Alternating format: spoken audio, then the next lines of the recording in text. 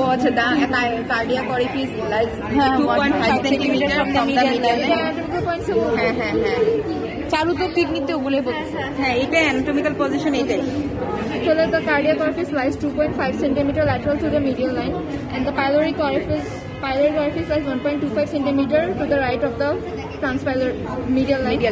And then this is the lesser curvature, this is the greater curvature. It is the no. ভাই কোলের মধ্যে ঢুকায় দে ভাই, হাতই ভাঙে ফেল। এই এত এইভাবে ধরতে হয় না, এটা তো জাস্ট নরমালি এমনি ধরতে। হ্যাঁ, এটা জাস্ট মানে ফর্মালিটি না, হবে না, বাস ফেনিক শেপ মেইনটেইন করতে হবে। এইভাবে নরমালি ধরলে এটা এত এমনি নিজের হাতে তো বোঝা যায় না, অন্যের হাতে বোঝা যায়। এটা ঠিক আছে না? আজ করবে আমরা পাইলোরিক এন্ড কিভাবে বুঝলাম, ঠিক থাকবে, নোন মুভেবল থাকবে, আর প্রি পাইলোরিক ভেন অফ নেওয়া থাকবে যদি লিভিং বডি হয়। এটা তো ক্যাটাবার তো এখানে থাকবে না। এন্ড দেন কি আজ করবে হচ্ছে গিয়ে এখানের মধ্যে এটা কি, এটা বলবো গ্রেটার ওমেন্টামের anterior two layers এখানে অ্যাটাচ থাকবে।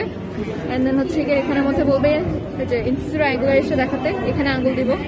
ইনসিসিউর অ্যাঙ্গুলারিস সেটা কাটাটা নাই, কাটাটা দেয় নাই, কার্ডিয়াক মাসেল এখানে। হ্যাঁ, কার্ডিয়াক মাসল এখানে থাকবে। লাইন টানবো ফান্ডাস, তারপর এটা বডি, আর এটা হচ্ছে গিয়ে পাইলোরিক পার্ট, আর এখানে হচ্ছে গিয়ে গ্যাস্ট্রিক কানেলটা, এই যে গ্যাস্ট্রিক কানেলটা হচ্ছে লেসার কার্ভেচার। কাটাটা কই, কাটাটা ছিল